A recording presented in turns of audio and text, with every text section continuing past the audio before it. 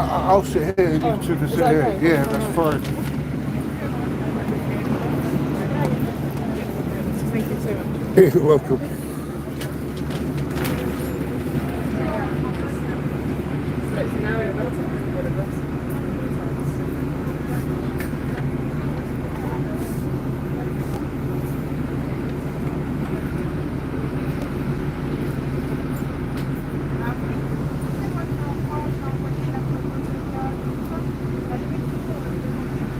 Good afternoon, good evening. Assalamu alaikum to the Lebanese government with my right hand. And assalamu alaikum to the rest of you dual national Western backed. When I say Western, I'm being too kind. Yeah. I have to say it as it is, Jewish power backed Lebanese government.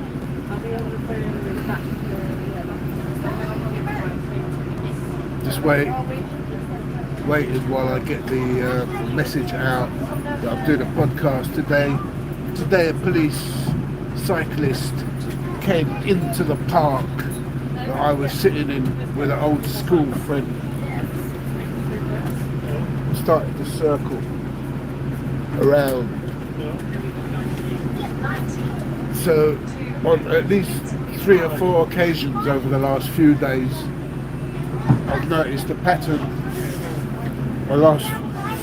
Certainly the last week or so, a pattern of certain activities that are going on, surveillance of some sort, trying to paint me as some kind of wherever they are, trying to paint me.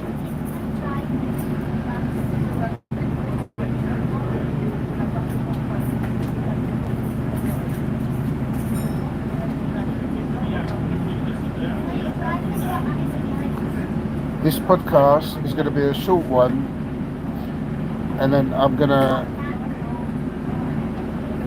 come back and do a longer podcast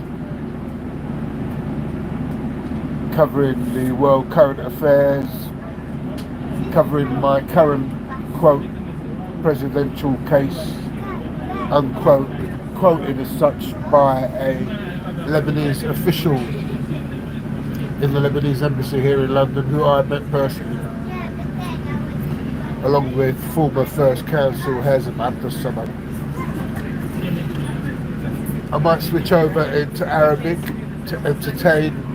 I like to use the word entertain to reflect on my Arab community out there, and I might switch back to English. But essentially, my thought process is English translate to Arabic.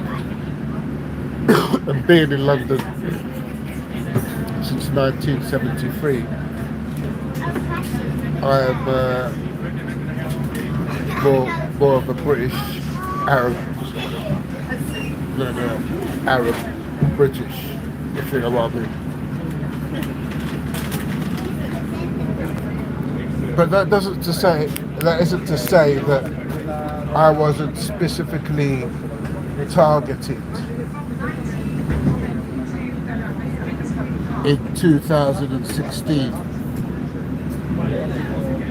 when I was incommunicado and did my hunger strike for no particular reason.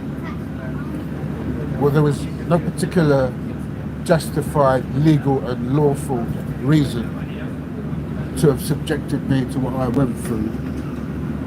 No lawyer has, up until this moment now, touched my case. No lawyer that I've called, well in excess of several hundred lawyers, several hundred law firms, several politicians, which include George Galloway and include Jeremy Corbyn. Your wannabe pretender anti-Zionist making millions right now out of the genocide. Welcome if you've just joined us. I am British Lebanese, the original account that got it even before the British Lebanese embassy here in England.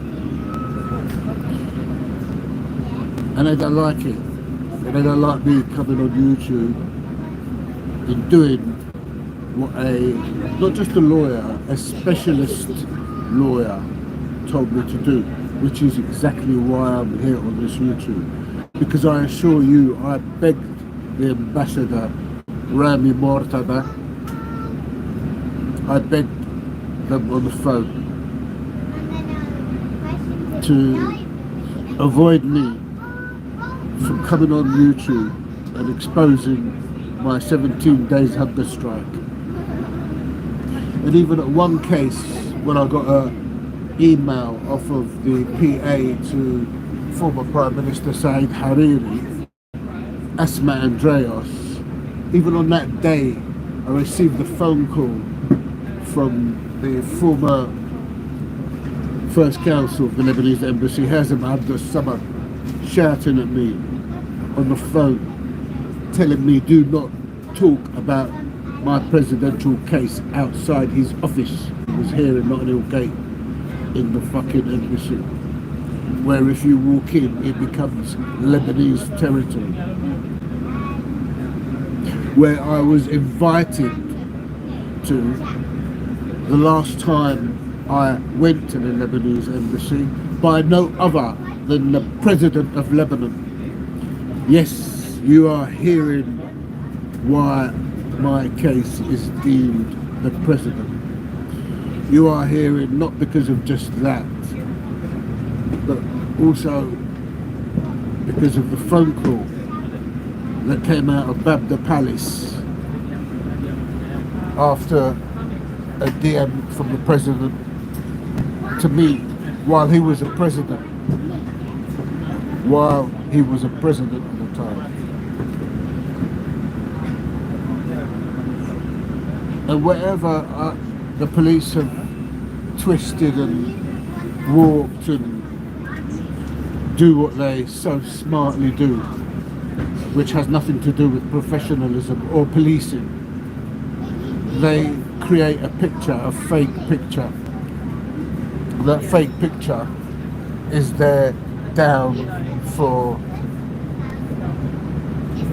myself to bring forth to a lawyer to debunk. But the moment you mention a president, the moment you mention a prime minister, all your typical vulture milking systems off of the bar who milk the legal aid run a mile. They never had someone come up to them and say, yeah, I got a phone call from the president. They never had it.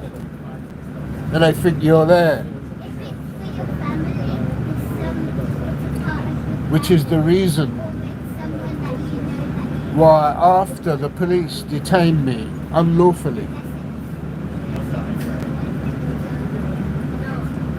and wouldn't give me a lawyer and wouldn't give me contact with my family, wouldn't give me contact with the embassy, the Lebanese embassy here in London. That is against the law.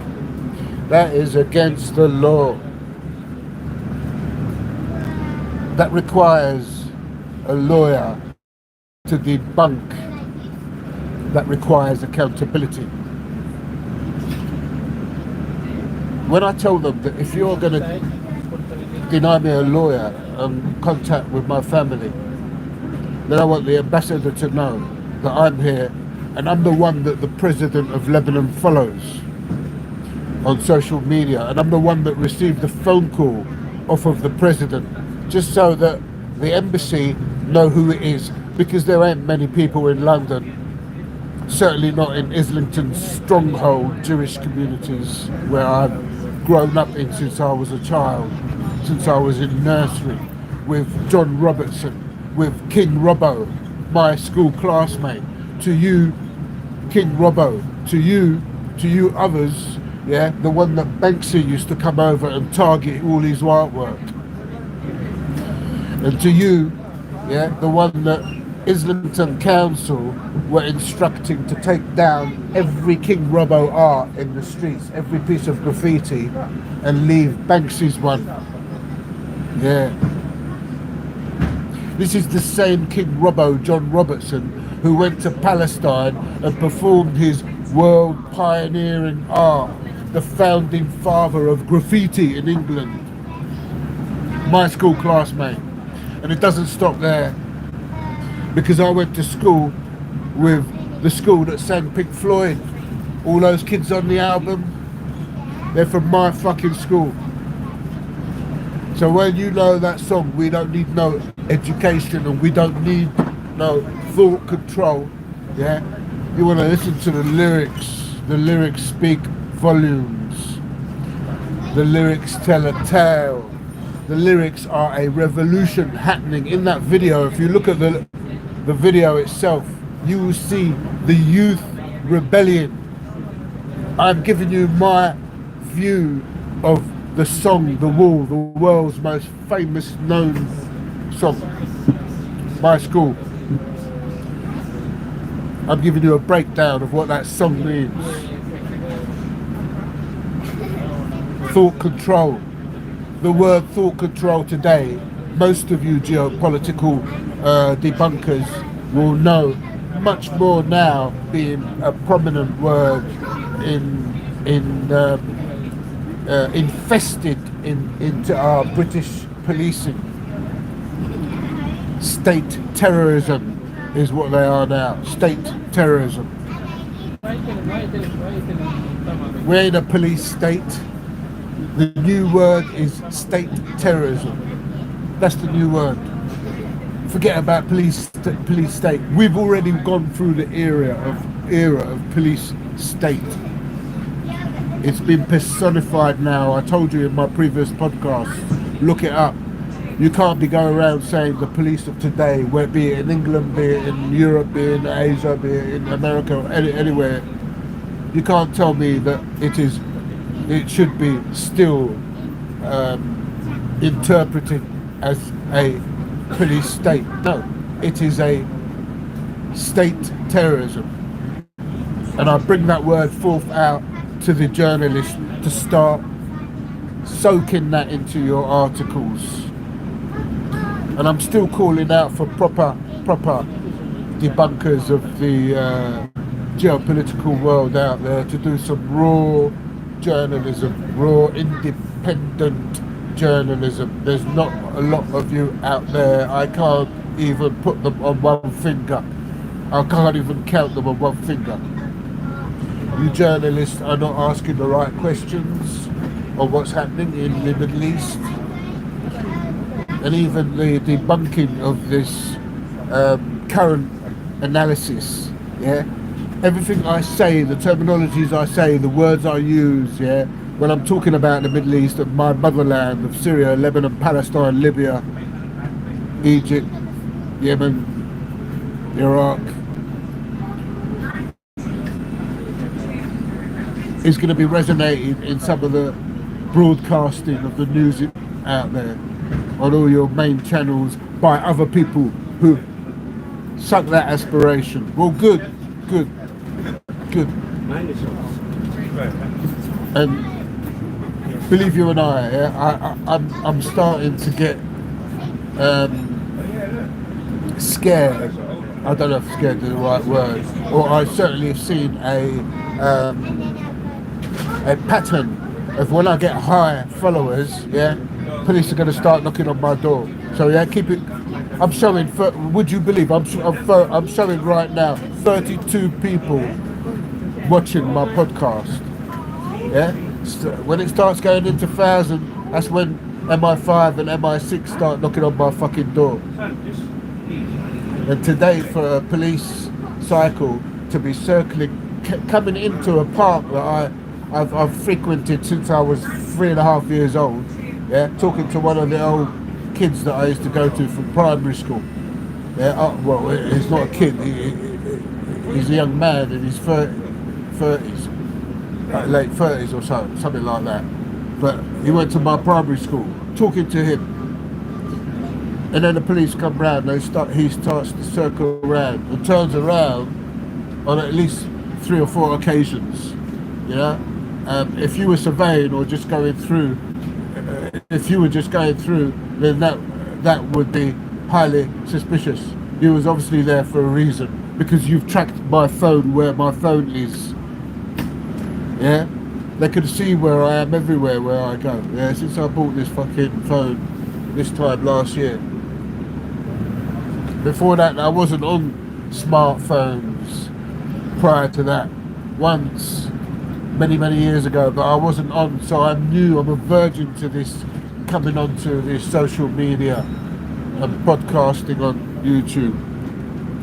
So what I'll be doing is continuing this speech, but I'll be talking about Jeremy Corbyn, Piers Corbyn, and I know they're watching.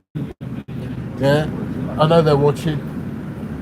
And I know also that leaders are watching. I know also that ministers are watching my fucking podcasts.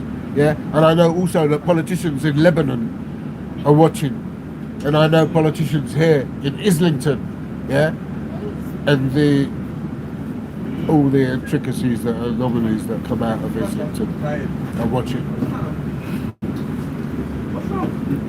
I repeat, yeah, I'm going to terminate this shortly and then do another one and talk, continue. But I repeat, I never ever wanted to come on social media to expose my presidential case, expose my 17 days hunger strike, expose what's happened to me, yeah, and me trying to seek justice and accountability. I've went through some terrible torture, absolute torture. 17 days hunger strike doesn't just involve that. 6 months later, after I was released, yeah, I was laying flat for 6 months.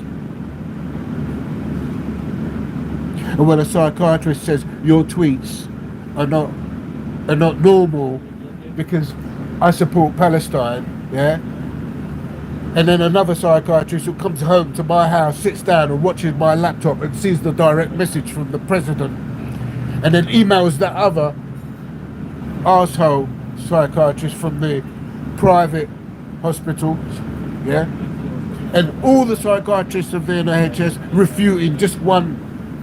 He says there's nothing wrong with Sam's tweets because Sam's tweets with the conflict of Lebanon, or words towards that effect, is normal. It's well known that there is a conflict in the Middle East about it.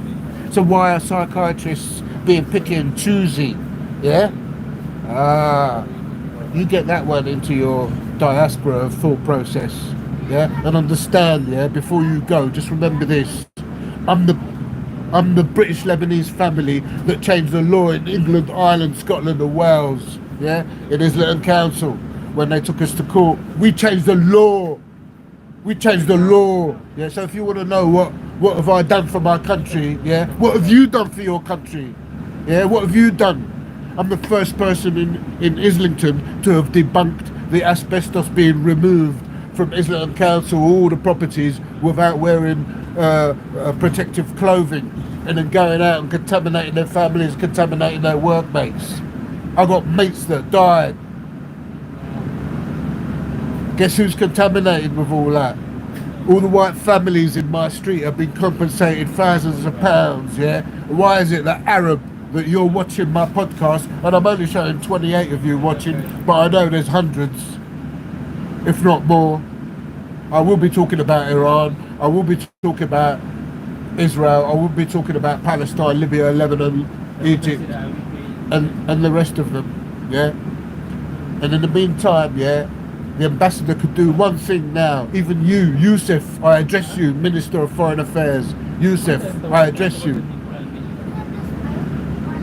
And if you want Your Excellency, then I'll say it, Your Excellency, because I'm a Cockney-speaking Londoner, yeah? And I bet you don't talk straight when you're behind closed doors, yeah? We've seen how you talk, sir. We've seen how you talk. But put that aside, yeah? Put your hat on, your work hat on. You have a duty. My presidential case is in your office. My file is in your office. It's been handed over by Professor and Dr. Musa Ibrahim. He told me and made it public. So stick your finger out and act on my presidential case. And on that note, I'll talk to you shortly.